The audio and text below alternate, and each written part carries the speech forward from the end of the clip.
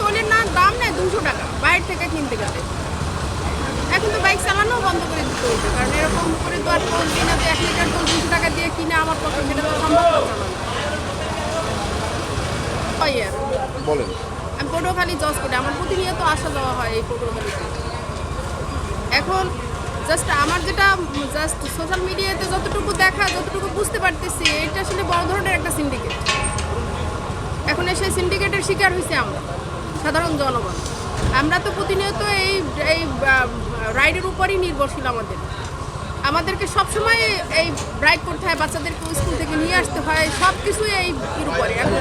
তৈল নিতে আসছি আমরা, প্রায় দীর্ঘ 2 ঘন্টা যাবৎ লাইনে দাঁড়িয়ে আছি। আমরা যতদূর জানি অকটেন এবং পেট্রোল আমাদের দেশেই উৎপাদন হয়, সেক্ষেত্রে আমাদের অকটেন এবং পেট্রোল নিয়ে তো এরকম হয়রানি হওয়ার কথা না। মাননীয় সরকার মহোদয়ের কাছে একটাই আবেদন, যেন আমাদের এই হয়রানি থেকে খুব শীঘ্রই মুক্তি দেওয়া হয় এবং তেল যেন সাশ্রয়ী করা হয় এবং আমরা যেন চাহিদা মোতাবেক তেল পাই। ভাই 2 ঘন্টা সিরিয়াল দিচ্ছি ভাই, 2 ঘন্টা ভাই কষ্ট। আমার কাছে অনুরোধ, সরকার যেন একটু তাড়াতাড়ি তেলের ইয়াটার কী করে, জনগণের যেন ভোগান্তি না হয় ভাই। ধন্যবাদ। তিক্ত অভিজ্ঞতা যা এই জীবনে পাইনি। 4 ঘন্টা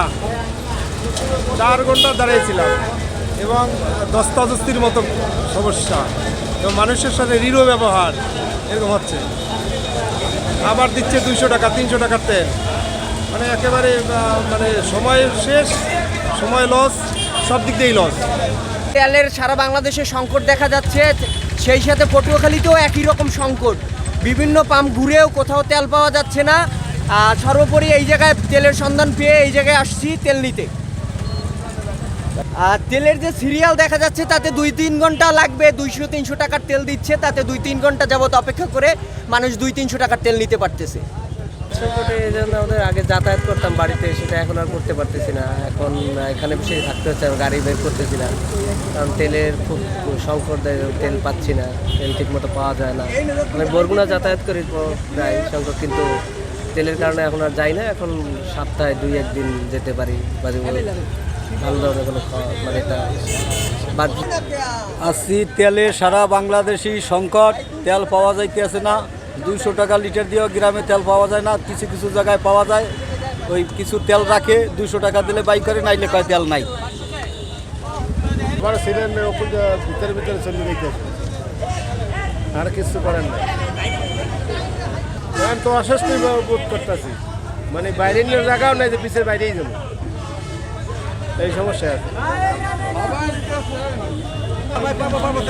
মেশার সরকার ফিলিং স্টেশনে দাঁড়িয়েছে 2 ঘন্টা, এখন পর্যন্ত তেল পাই নাই, তবে খুব কাছাকাছি চলে আসছি, পাবো শীঘ্রই আশা করতেছি।